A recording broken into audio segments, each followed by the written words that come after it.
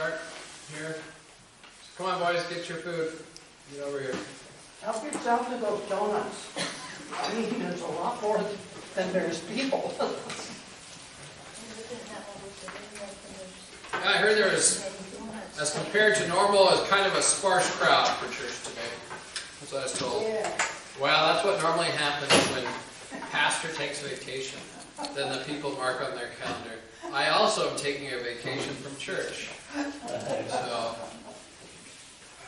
whenever I would leave out in Nebraska, I look at the numbers when I came back and then financially they say, Pastor, you can't take too much time off because we can't afford that. You need to be here. So. The same as here. Yeah.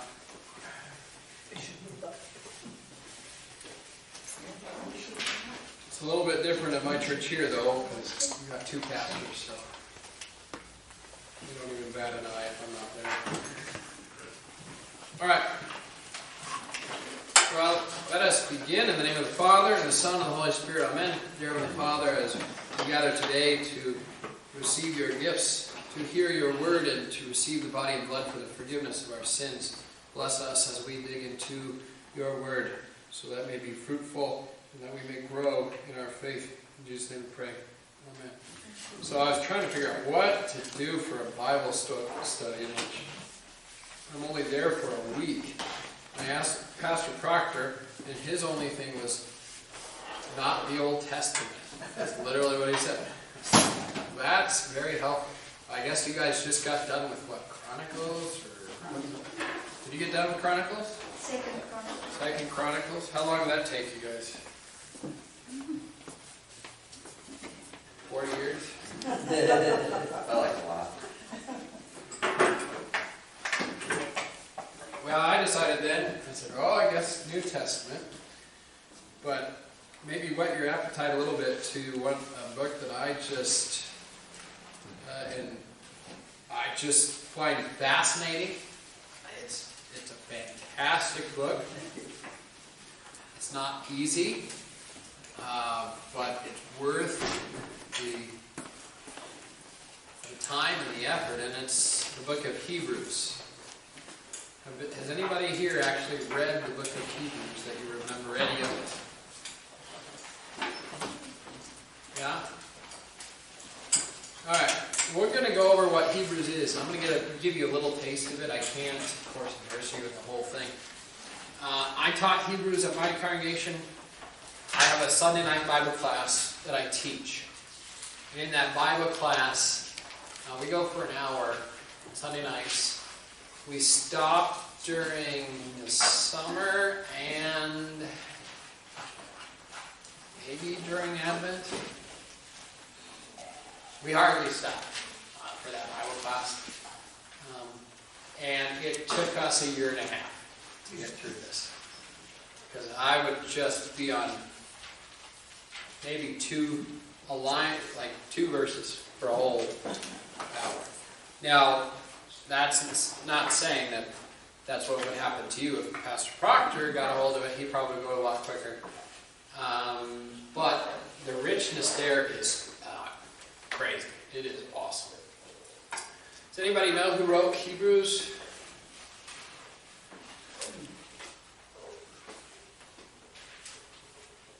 Paul. It's a good guess. Your guess is as good as mine. We don't actually know who wrote Hebrews. So I start my first question with a question that you can't get right. That's the kind of person that I am. I'm just not nice. No, we don't know who wrote Hebrews. We've got some guesses and everything else, but in the end, we cannot say for sure who wrote Hebrews. But whoever did is just, he's brilliant. And when we look at Hebrews, we find that this is actually a sermon.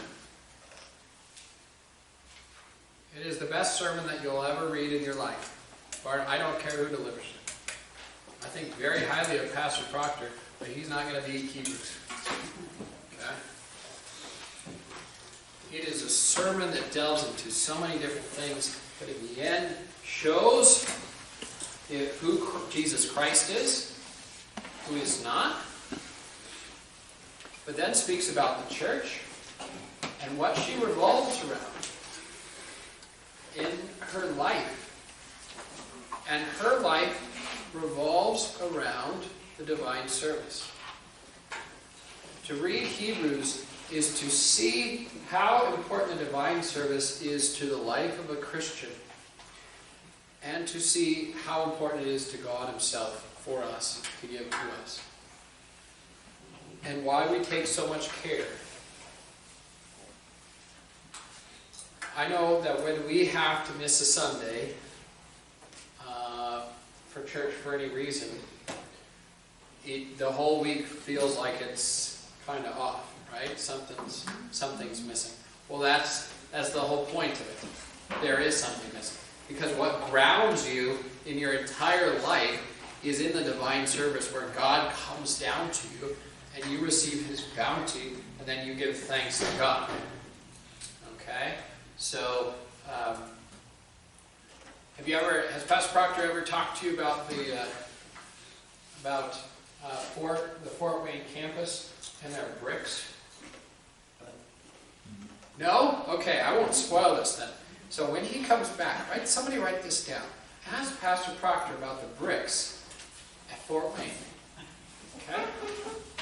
He's going to know the answer. Okay? You better say that again. Ask him what? Ask him about the bricks at Fort Wayne. The bricks. The bricks. Like British. No, the bricks. This. Oh, B-R-I-C-K-S. The bricks at Fort Wayne. The bricks of Fort Wayne. When you go visit Fort Wayne, when are you going? 25th. I'll see him before I go. Okay. And then he'll tell you, if not, hit him over the head and say, no, I didn't talk to Pastor. Now he'll know. And then when you go, look at the bricks. Okay, and he's going to tell you all about that. I'm not going to spoil it. That's not mine to spoil. Okay? But in terms of the divine service, we see that God comes down to us and gives us gifts that we can't receive anywhere else. If I go and say, well, I'm going to go worship God on top of a mountain for Sunday instead of going to the divine service, what am I not receiving? I'm not receiving the things that God says, I explicitly give these things to my people. Like, there's nothing that can beat it. We can still go to mountains and everything else. I love going to mountains. I am a hiker. Pastor Proctor's a hiker. We never hiked together, though. Probably, maybe he doesn't like me as much as I thought. All right? So, I like going up to the mountains and doing all that stuff and seeing God's creation. That's where we went for our vacation. We went and saw God's creation all over the West. But that is not where God promises to come and give his gifts of forgiveness, life, and salvation. In terms of his body and blood, in terms of his absolution that we receive, and so on. Alright. So, that's a little bit of what's going on at the beginning of Hebrews. Now, we can't go through the whole thing. Because again, you don't have a year and a half to go over this right now. Do you? No. I've got a new member class I have at 3 o'clock, so I can't do that. Okay? So I want to now turn in Hebrews kind of towards the end. And we're going to hit on Hebrews 11 a little bit, but we're going to hit on the thing that maybe people don't normally hit on. What's Hebrews 11 so famous for? The heroes. The heroes. The heroes chapter. That's exactly right. It is good to have those heroes to look up to. The heroes in the faith. And so let's look upon that just a little bit.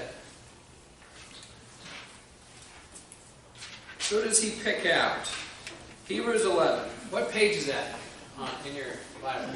1007. 1007. I think my boys, you know how to open a Bible. You're going to open it as well.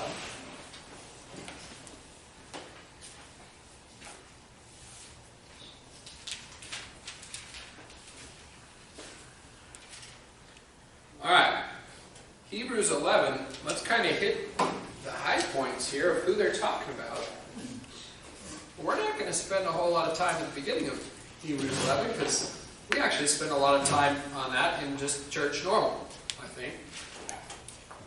Then we're going to get to stuff that will make us feel uncomfortable. You like feeling uncomfortable? Yes. You do? Maybe it explains a bit. Okay. All right. Hebrews chapter 11. We have Abel. See that in verse 4? Now, why was Abel's sacrifice better than Cain's? Was it what? Does God like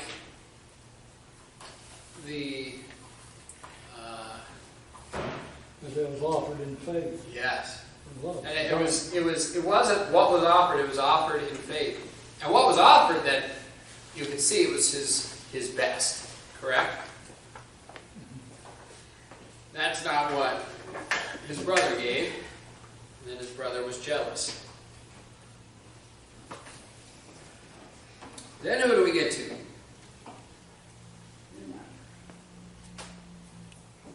Enoch. He was taken up, right? Then Noah, verse 7.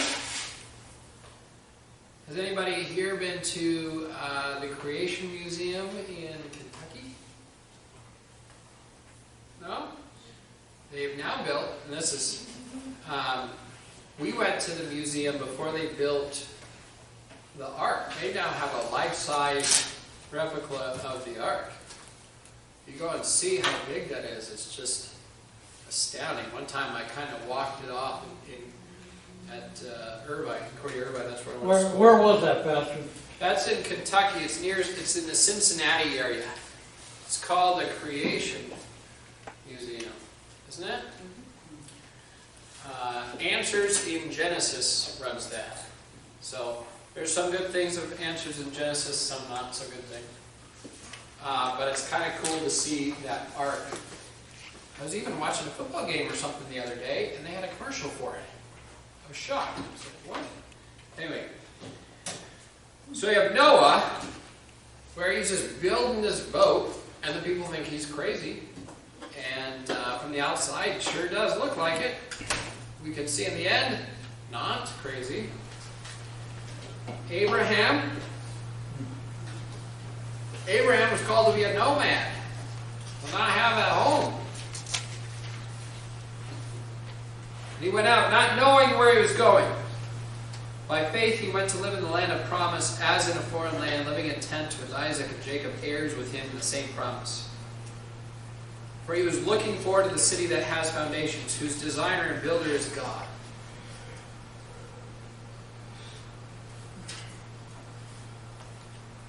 By faith, Sarah herself received power to conceive, even when she was past the age, since she considered him faithful who had promised.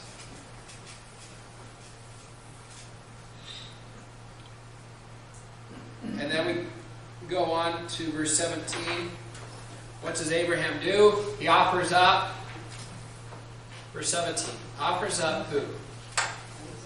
Isaac. Isaac, his son. And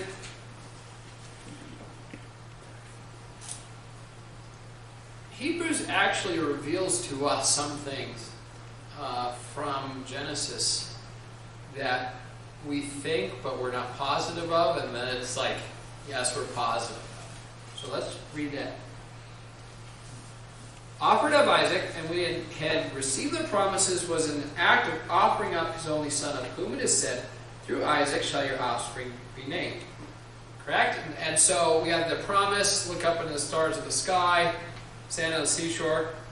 That promise. And Abraham knew that promise. And then 19. He considered that God was able even to raise him from the dead, from which, figuratively speaking, he did receive him back. Hebrews here points to the fact that Abraham Abraham was positive that his son would rise from the dead after he killed him and burned him. He had faith that God could raise those ashes from the dead. He didn't lie to the servant when he said, well, we're going up here, but we'll come back in a couple of days.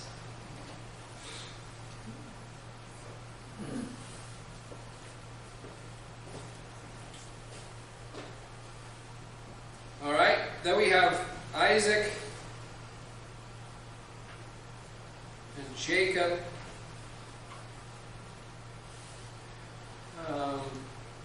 The writer of Hebrews does not think well of Esau. Then Moses, talking about how he left Egypt.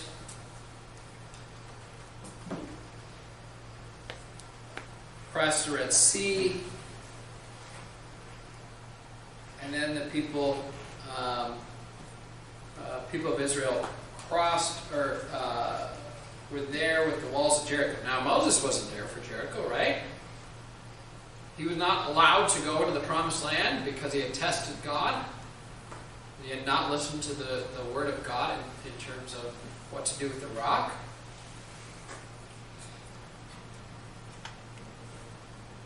And then you have Rahab, the prostitute. She was given a friendly welcome to the spies, right? And she did it by faith. Now, what did Rahab say? Why did Rahab bring in the spies, allow the spies? Isn't it kind of weird? Like, you're turning your back on your own people? Why did she allow them to do that? And she, in confidence, knew that she was going to survive. She had heard what God had done previously. The work that he had done in Egypt had come all the way there to Jericho. She believed what she had heard. Yeah, she believed what she had heard, even though she's looking and saying, she's looking up at those walls and seeing all these people and saying, these other people, that's the God to follow.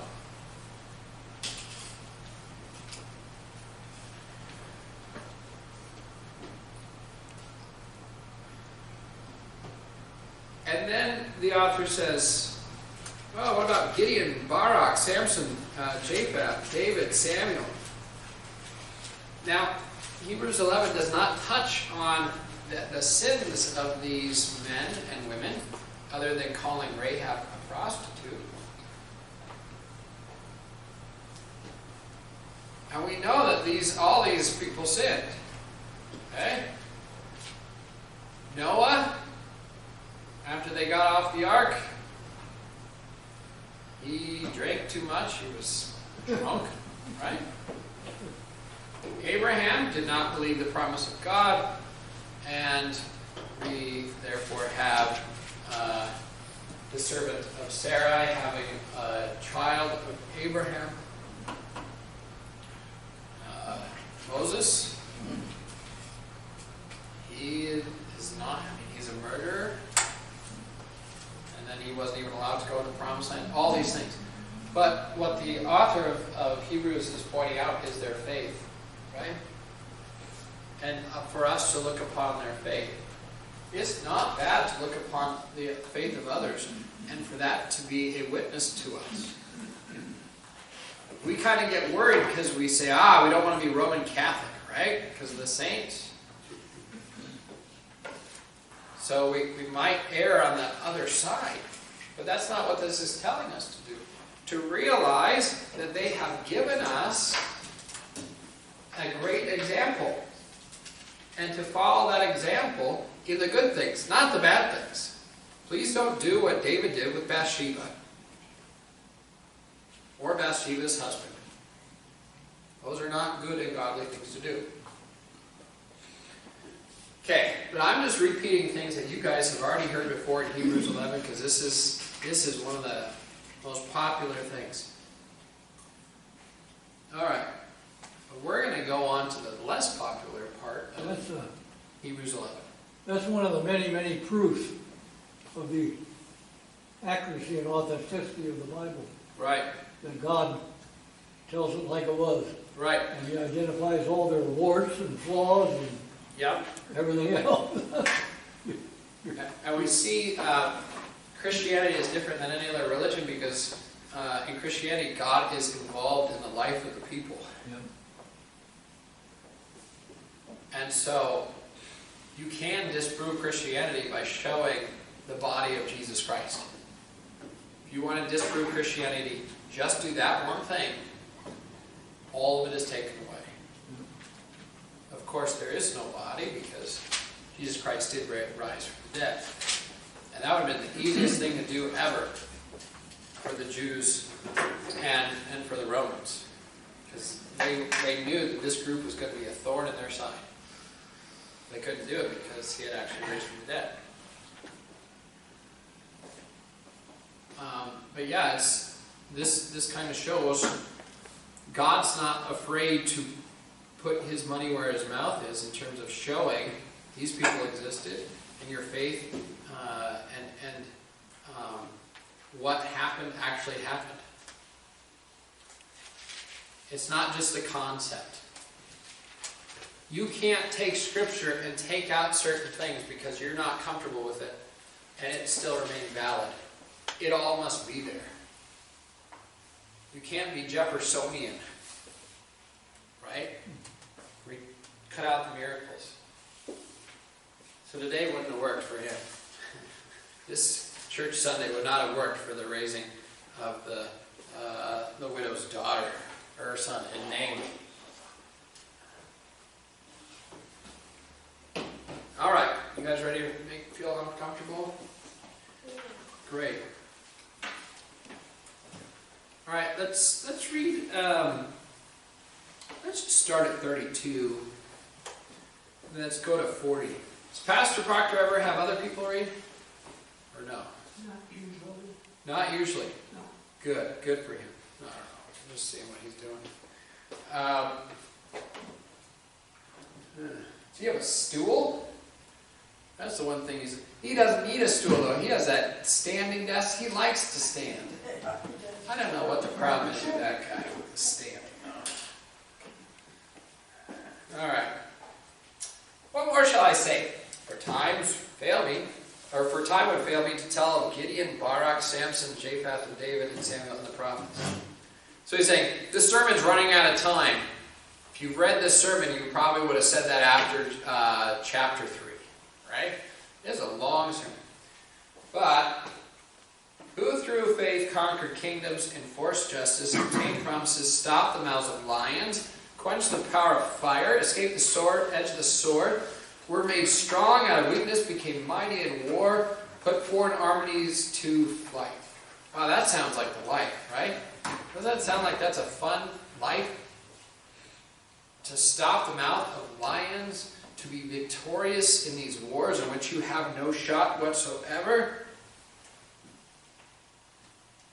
Quench the power of fire? Who's that? Who quenched the power of fire? 3 guys. Shadrach, Meshach. There you go. The three, Shadrach, Meshach, Yeah. and Abednego.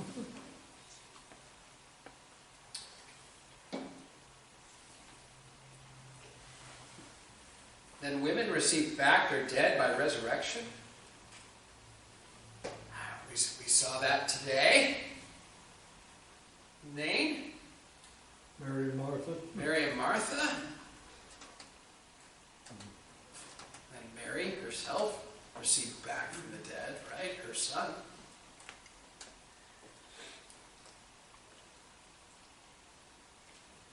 Now it gets bad. Some were tortured, refusing to accept release so that they might rise again to a better life. They're tortured, and it's not going to get better in this life. Others suffered mocking and flogging and even chains and imprisonment. Who do we see that? Paul. Paul, and pretty much all it is all the disciples. They were stoned. Who's that?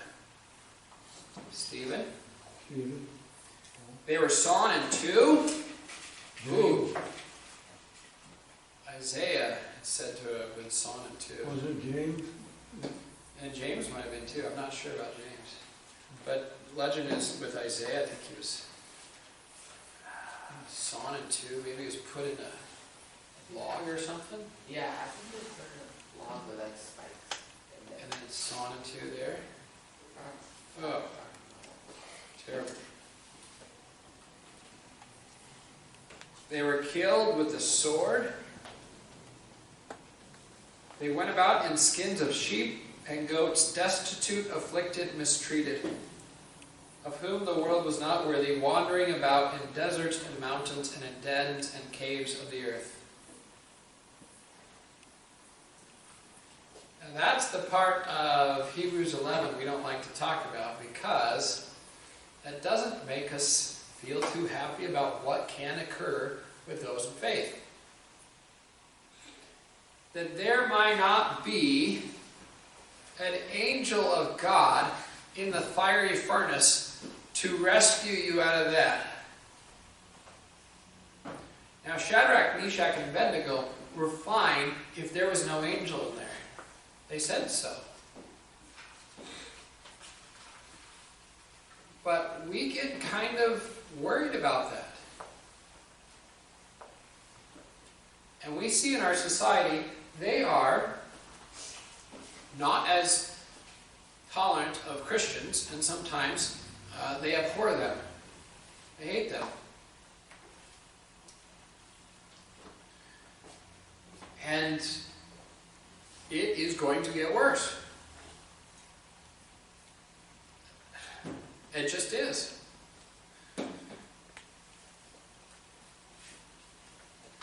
I want to get to 37b. Because you can deal with the killing, you know. Kill me with a sword, that actually is quite quick. Hopefully. It's not like I'm dying for weeks on end.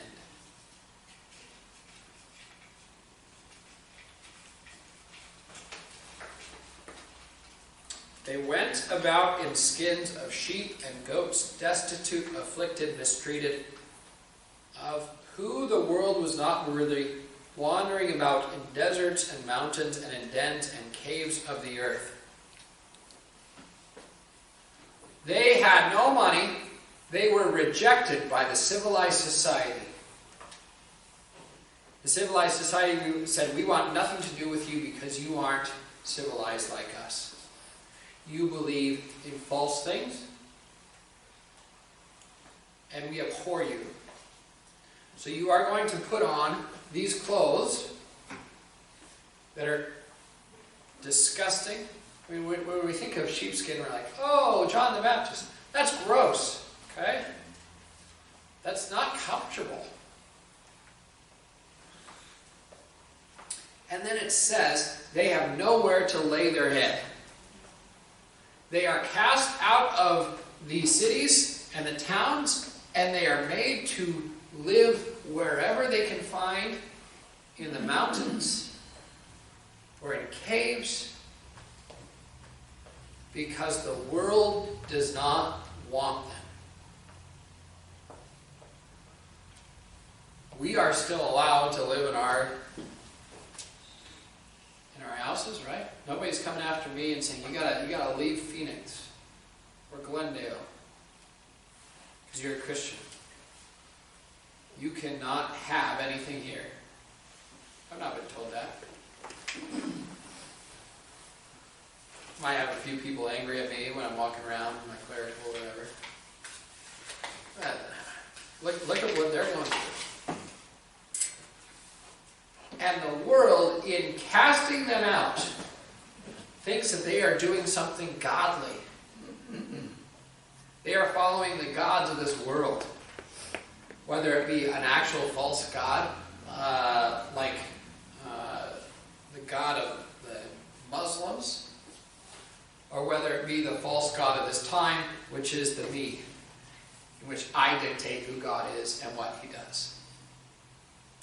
But no matter what, They think they are doing something godly by throwing them out and saying, the rest of your existence, you will have nothing of value to have, and you will not be allowed to be among us.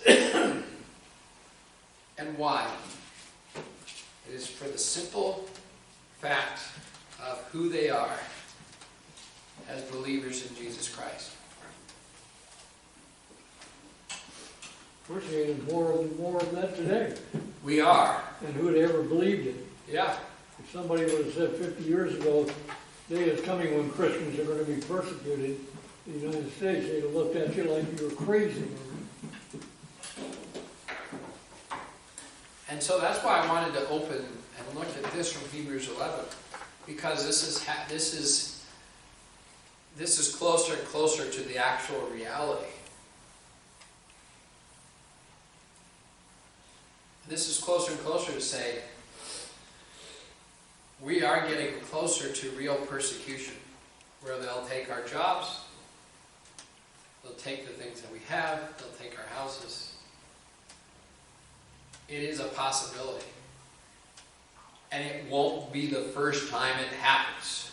Hebrews 11 is saying, this has already happened.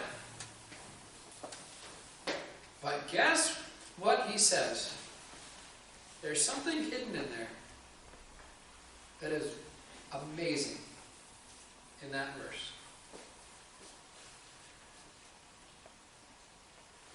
Of whom the world was not worthy. If you look as an outsider who knows nothing and says, these people have to live in caves in very terrible situations, and these other people live in comparison in the lap of luxury, you would say, the ones in the caves are not the worthy ones. They must have done something wrong. How could a whole group throw these people out? What the author of Hebrews is saying here is, this group that they think that they know it all and have it all and everything else, they are not worthy to have these people who live in caves live with them. They are not worthy of the words that they speak to them. They are not worthy of them even being in their presence. The world is not worthy of these Christians. As an outsider looking at it, that makes absolutely no sense. But we have to realize we look at it completely different. Because Christ doesn't say that you will have trial and tribulation and that the world hates you. He doesn't say that that might happen. He says it will happen. I've been going through, so I teach 2 Bible classes at Atonement. Well, other than the other ones. Long story. So anyway, on Wednesday I have one, and we're going through this book on the living under the cross of Christ. It's the opposite of Joel's big book. So it's not really a perky book. It's not saying, well, tomorrow it's going to get better for you, because it might actually not. And things might get worse for you, and God doesn't promise that they're just going to turn magically better. He doesn't. It might just keep getting worse and worse and worse. But Christ is always there for you. And Christ understands more than you actually understand your own condition. And Christ has compassion on you. We have the widow, and what does Jesus say? What does it say about Jesus when he views her? He has compassion upon her. Well, you think he only has compassion upon this widow? No, he has compassion upon his children. Even those who are living in caves with this sheepskin, he has compassion on them. We're getting close to All Saints Sunday, right? On All Saints Sunday, we have the reading from Revelation chapter 7. And that's showing heaven. And what is life in this world called in Revelation chapter 7? It says, these are the ones that come out of the great tribulation. They have washed their robes in the blood of the Lamb. So if that's saying this is the great tribulation, we shouldn't be surprised when we actually have tribulation here in this life. Right? But even when we do, we see that we have it better than everyone else. Because we have Christ. And that's everything for us. He gives us what we need here on this earth, but also He promises. Great promises to us. One of my favorite things in the small catechism. I love the small catechism. I always talk about small catechism in my church. I think people are sick with it. But next month I'm actually going to give them papers to start memorizing the small catechism at home. They're going to love that. Can't force that one though. I can force it on him, right? Because he's in my confirmation class. Like, you got to memorize, right? I make them memorize at the school too. They memorize small catechism 5th through 8th grade, so they memorize it 4 times. Once a year they memorize the whole small catechism. But one of my favorite parts in there, it's where we talk about Holy Communion. It says, where there is forgiveness of sins, do you know the rest of it? There is life and salvation. These people who are dwelling in the caves have forgiveness of sins. Therefore, they have life and salvation. Even though it doesn't, from the outside, look like it.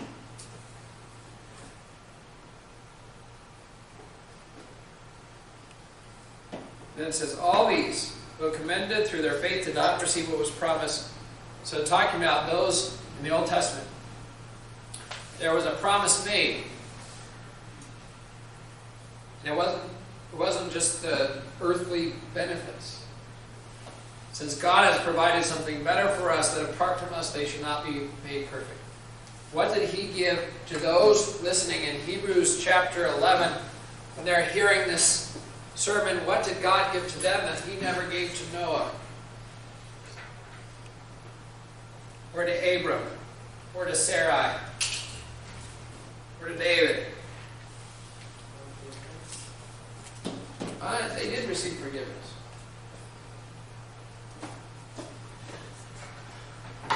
Now I can say I drew on His board. So. What's that? I'm a very artistic person. Right? It was a cross, right? Not a very good one.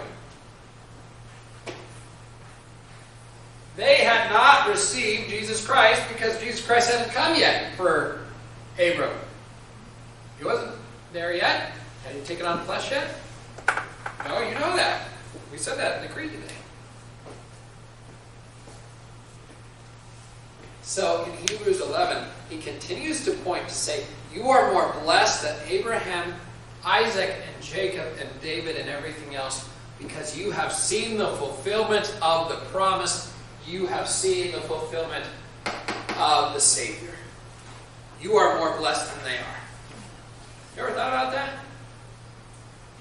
A lot of times people say, we are blessed to be alive in this time period because we have indoor plumbing and we have cell phones and everything else. And that's true. I mean, those are great things. I really like indoor plumbing.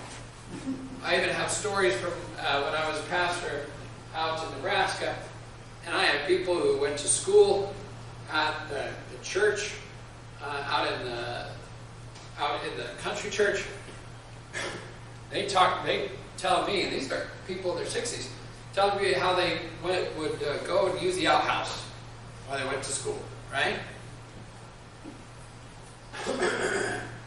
Great time to be alive. The author of Hebrews is saying, it's a great time to be alive. Why? Because you live in a time where Jesus Christ actually died and rose. You have seen and heard it, and you live in that fact. Getting back to the facts of what actually occurred. You ever thought about that in your life? How blessed you are because of when you live? You're more blessed than Abraham? You are. That's what he's saying right here. All right, now we turn to what's after Hebrews 11. Hebrews 12. See, I was so smart with math, I didn't even have to take it in college. So I know that 12 comes after 11.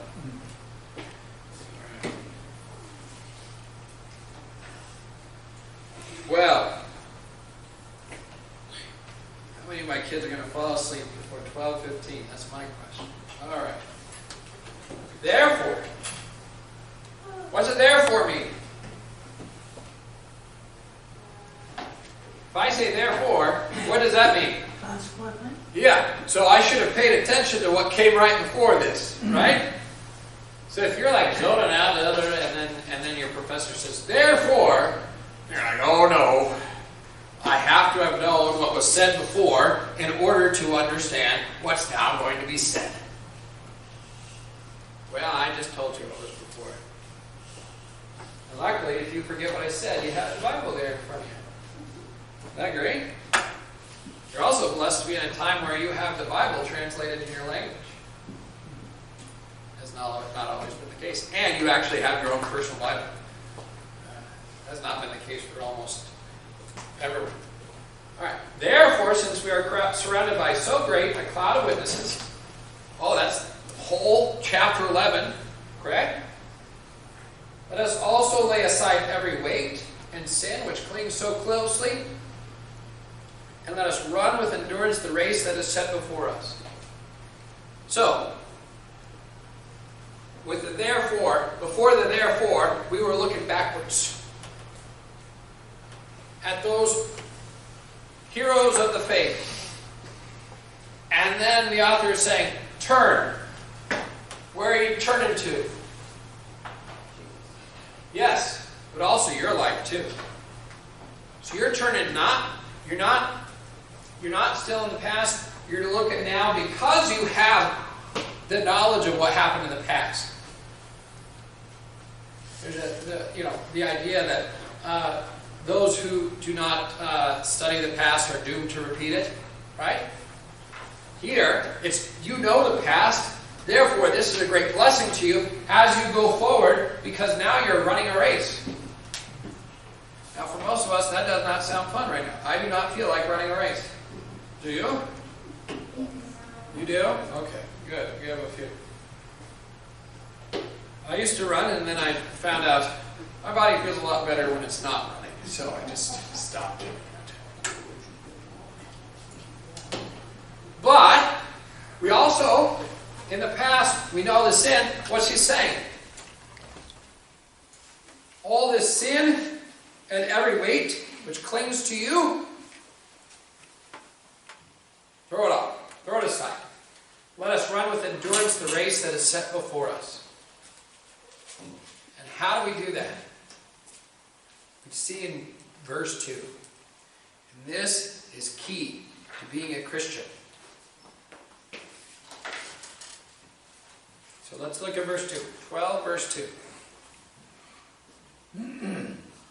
Looking to Jesus, the founder and perfecter of our faith, who for the joy that was set before him endured the cross, despising the shame, and is seated at the right hand of the throne of God.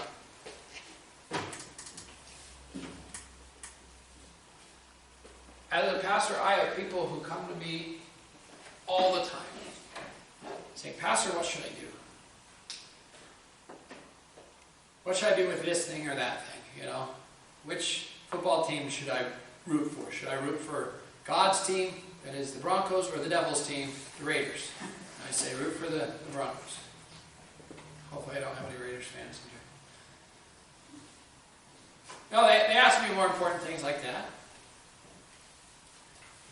But when we're looking ahead, what are we actually looking at? You look upon the cross. You look upon Christ.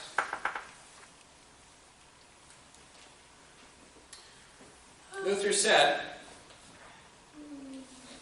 comfort when you're dying to take a crucifix and put it upon your forehead and stare at that. Because that gives you peace. But that also gives us peace as we run the race and say, that cross shows me that Christ has triumphed over death and the grave for me. He has actually run this race here on this earth. But he did it on my behalf. He didn't do it because he needed to run it. He did it because it needed to be run for his children, for you.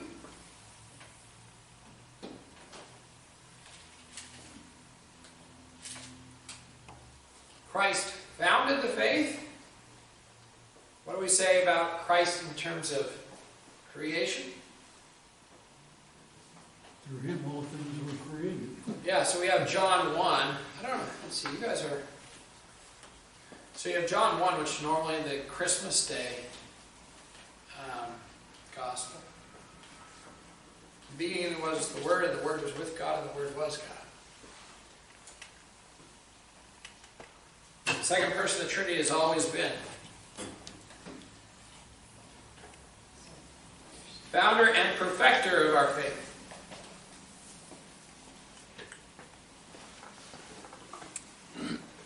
I heard a joke from this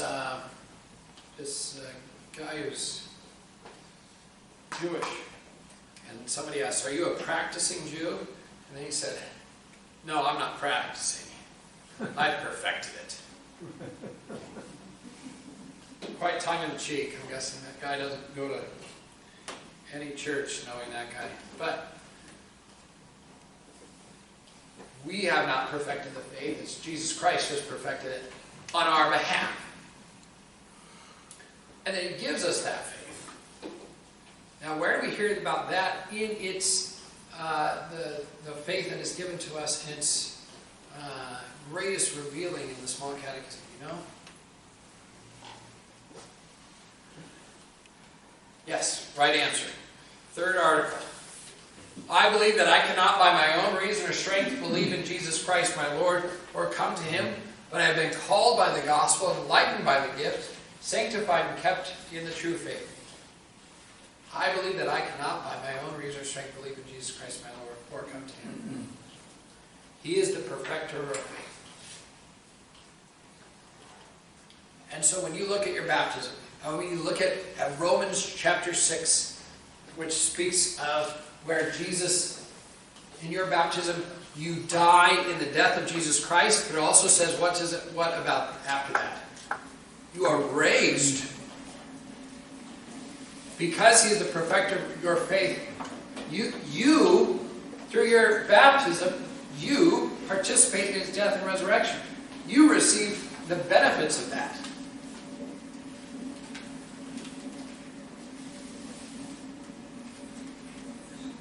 So when he looked upon going to this world, he could have gone two ways.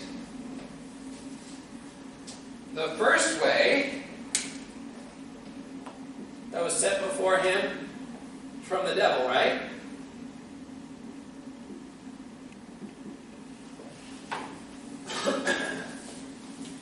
The second is from the Father. And we see that the devil is trying to actually have him go and pursue the joy that was for him. Right? And so, when he is tempted in the desert, the devil comes and he tries to show him all these things that he could have. Whether it be food, because he's really hungry. Whether it be the accolades of the world or whatnot. And then it says the devil left him for a more opportune time. The devil continued to pursue him, even when he would feed the 5,000 men plus women and children, where the people wanted him to be a king, but a bread king. Yes, a bread king. Where he would provide all their earthly needs, and they would just love him. They would follow him to the ends of the earth. But rather, he didn't do that. The joy that was set before him endured the cross. The cross was a good thing or no? It was a punishment. Scripture says, "Cursed are those who die on a tree." Ever heard of that? Yeah. You're not going to be acclaimed doing that. You're going to spit on and ridiculed and everything else. That doesn't sound like a fun life. It sure sounds like what happened in chapter 11 with those who were thrown out into the wilderness and had no place to lay their head. It sounds like a Christmas hymn, doesn't it? But we can't talk about Christmas yet. We haven't even got to Advent yet. Which is coming up, and that gives me a heart attack. Okay. We will move on so I don't have a full-blown heart attack thinking about how I need to get ready for Advent. Alright. So, he does the will of the Father, which is not the joy that being underneath the devil would have had. But, what were his eyes looking at? They were looking at the will of the Father. Luke 9:51. So if you go into pastor's study, he might have 2 books about Luke that are blue. And normally when you have books for a book of the Bible and they're divided, they're usually divided by chapters. Like 1 through 10 and then 11 through 20 or whatever else. Luke, those 2 books literally change based on Luke 9:51. So you go like Luke 9:50, or it's Luke 1:9-51. But I'm guessing the other ones actually start at 9:51. It's because it's such a monumental thing. Where it says, Jesus turned his face toward Jerusalem. Now I turn my face all the time. Look at that. Should there be books written about it, or literally commentaries that change based on me saying I turn my head toward your accordion doors? No, that's silly to say the least. But when it says Jesus turned his face towards Jerusalem, what does that mean? He turned his face towards the cross, and nothing is going to stop him. I broke your pen plus gear thing. I was so excited to draw a cross that I broke it. All right, I'll stop writing now. All the preliminaries have been accomplished. Yeah, and so now he has to go. He's charging. He's charging on the way. Sometimes he seems like a real jerk. Oh, actually, how he deals with people. But he is. I gotta get there. Why? Because what we have here in Hebrews 12, verse 2.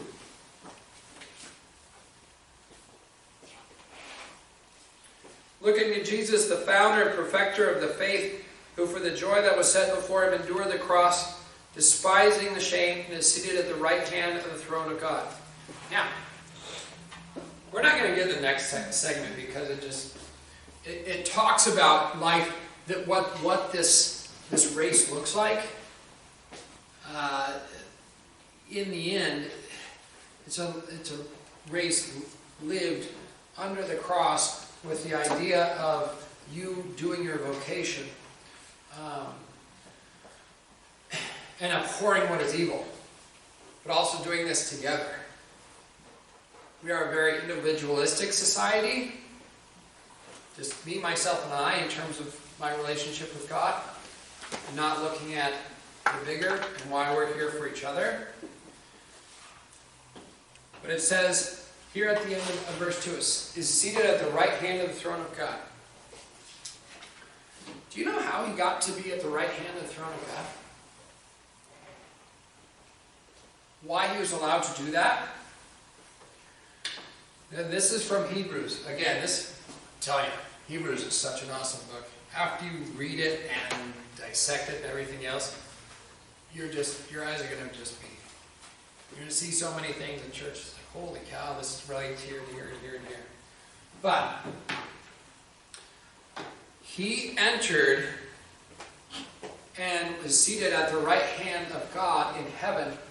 He did it via his blood. He brought his blood. Because you have the Holy of Holies in heaven. When you have the Holy of Holies here on earth, we would have the high priest go in once a year, right? What would be tied around his waist?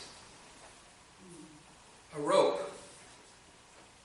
Because men are not supposed to be in the Holy of Holies except for during that time. And only one man. What if he has a heart attack and dies in there? You got to get him out.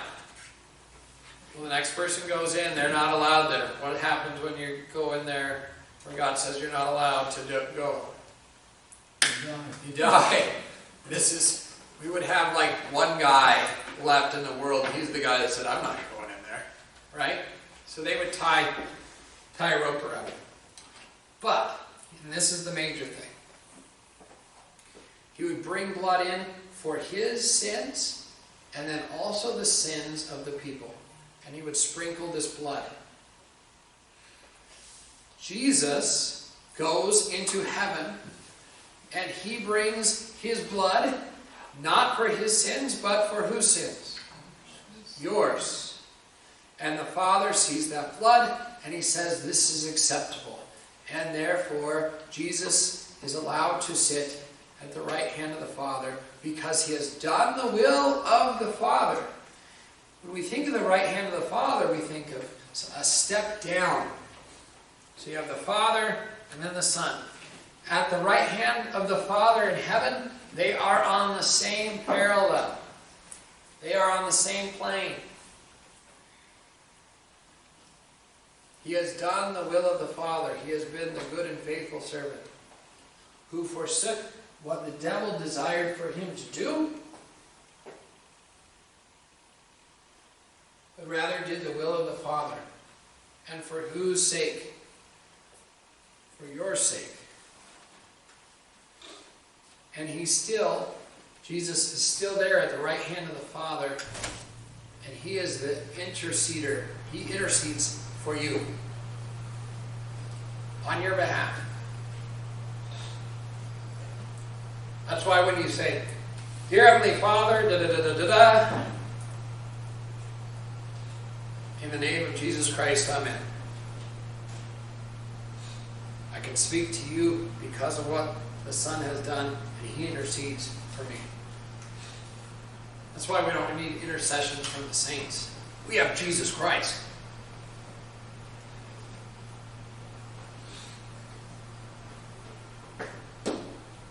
All right. Well, I'll let you out a few minutes early. You have any questions or anything? That was just a little bit of Hebrews.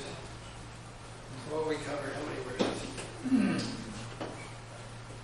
Like 10 verses, really? You can see why I was in Hebrews for a year and a half now. I actually went insanely fast as compared to what I did in my class. For me, that was like warp speed. For you guys, probably wasn't. But so, any questions? I would highly encourage you to dig through Hebrews, learn more about Hebrews, and Hebrews is a great gift of God for the church. Whoever wrote Hebrews, brilliant. Just the way he constructed that sermon, just lays it all out. Is just the Lord was working in wonderful ways. Thanks be to God that we have it in our Bible. Why don't we end with the Lord's Prayer? Oh yeah, go ahead. Romans and Hebrews are pure systematic theology. I love both of them. Huh? I love both of them. Yeah. I love them. All right. Let's pray the Lord's Prayer together. Our Father, who art in heaven, hallowed be thy name. Thy kingdom come, thy will be done, on earth as it is in heaven.